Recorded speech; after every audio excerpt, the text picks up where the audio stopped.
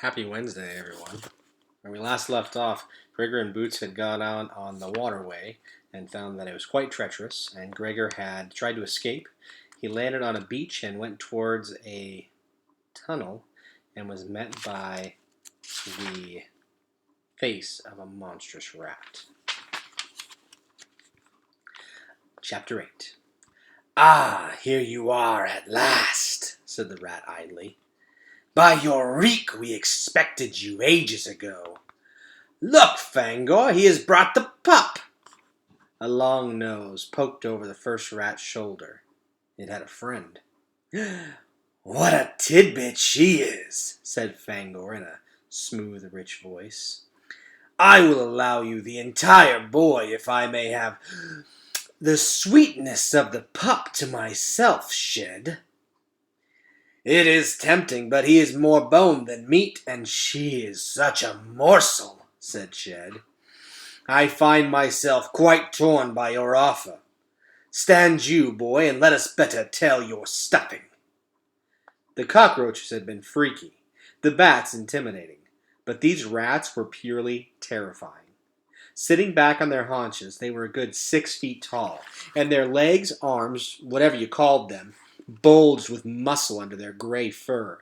But the worst part of all was their teeth, 6-inch incisors that protruded out of their whiskered mouths. No, the worst part was that they were clearly planning to eat Gregor and Boots. Some people thought rats didn't eat people, but Gregor knew better. Even the regular-sized rats back home would attack a person if they were helpless. Rats preyed on babies, old people, the weak, the defenseless. There were stories. The homeless man in the alley, a little boy who had lost 2 fingers. They were too horrible to think about.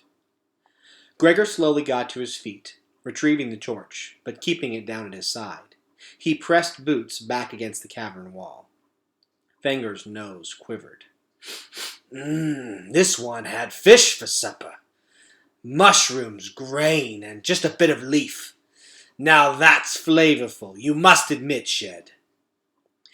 But the pup has gorged on stewed cow and cream," returned Shed. "Not to mention she is clearly milk-fed herself." Now Gregor knew what all the fuss about bathing had been. If the rats could detect a handful of greens he'd eaten hours earlier, they must have an unbelievable sense of smell. The Underlanders hadn't been rude when they wanted him to bathe. They had been trying to keep him alive. He went from attempting to evade them to wishing desperately that they'd find him. He had to hold the rats off. It would give him time. The expression startled him. Vix had said killing him would give the roaches no time. By time, did the Underlanders simply mean more life? He brushed off his clothes and tried to adopt the rat's casual banter. "Do I have a say in this?" he asked. To his surprise, Fangor and Shed laughed. "Ha ha ha! He speaks," said Shed. "What a treat!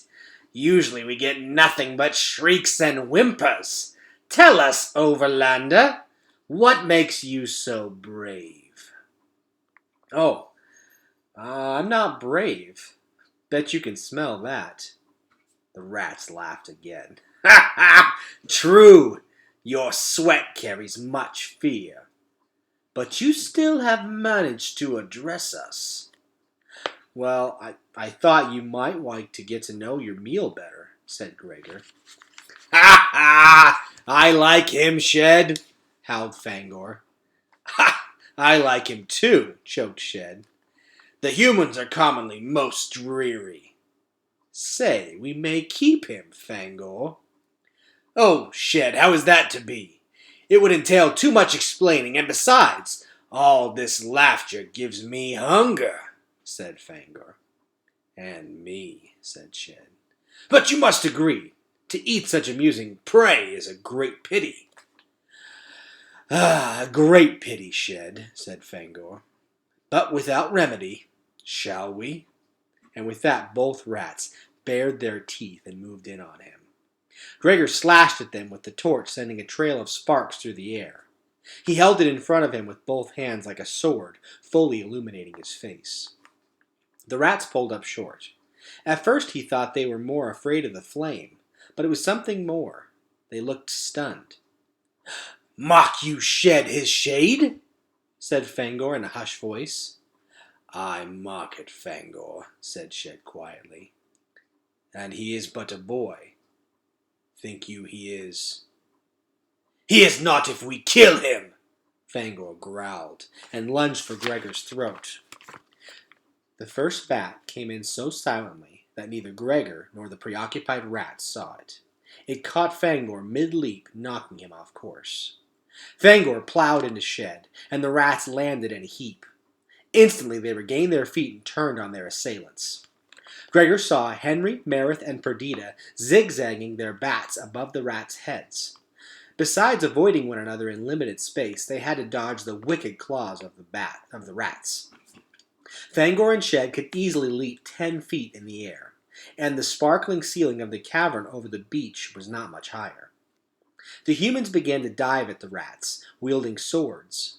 Fangor and Shed fought back viciously with claws and teeth. Blood began to stain the beach, but Gregor couldn't tell whose it was. "Flee!" Henry shouted at Gregor as he whipped past him. "Flee, Overlander!" Part of him wanted to, badly, but he couldn't. First of all, he had no idea where to go. His boat was high on the beach in the tunnel. Well, he'd rather take his chances in the open than the tunnel if he'd had to deal with rats. More important, he knew the Underlanders were only here because of him. He couldn't just run away and leave them to face the rats. But what could he do? At that moment, Shed caught the wing of Merith's bat in his teeth and hung on. The bat struggled to free itself, but Shed held fast. Perdita came in behind Shed, taking off his ear with one stroke of her sword. Shed gave a howl of pain, releasing Merith's bat.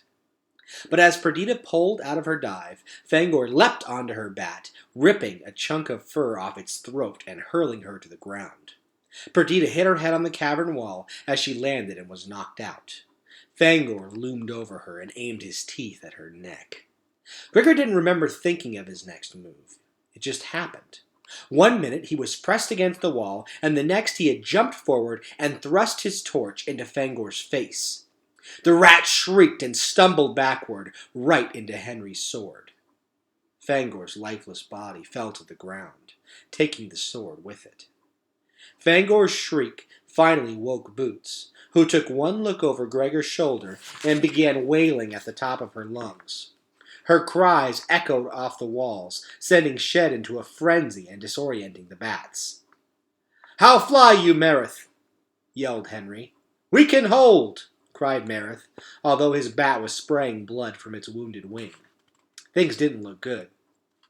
Merith's bat was losing control. Henry was unarmed. Perdita was unconscious. Her bat was gasping for air on the ground. Boots was screeching, and Shed was insane with pain and fear. Though bleeding badly, he had lost none of his speed or strength. Merith was trying desperately to keep the rat from Perdita, but he was just one guy. Henry flew interference, but he couldn't get in too close without a sword. Gregor crouched over Perdita, holding the torch. It seemed a fragile defense against the crazed Shed. But he had to do something. Then Shed leapt, catching Merith's bat by the feet. The bat slammed into the wall, and so did Merith, and the rat turned on Gregor. "Now you die!" screamed Shed. Boots screamed back in terror as Shed lunged at them. Gregor braced himself, but Shed never made it. Instead, the rat let out a gasp and pawed at the blade that jutted through its throat. Gregor caught a glimpse of Luxa's bat, Aurora, flipping upright.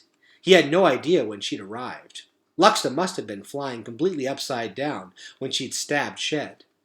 Even though Luxa had flattened herself on the bat's back, Aurora barely managed to pull out of the maneuver without scraping off on the ceiling. Shed slumped back against the cavern wall, but there was no fight left in him.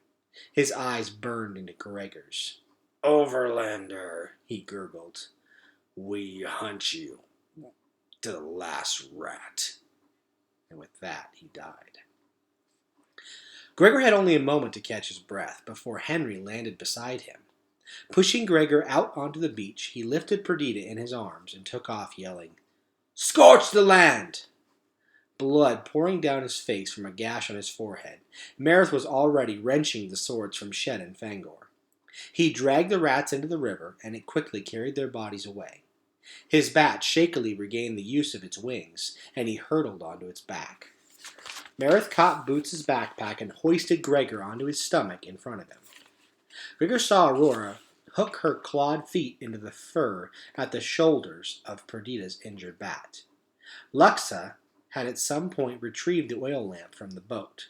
As they rose into the air, she smashed it onto the ground.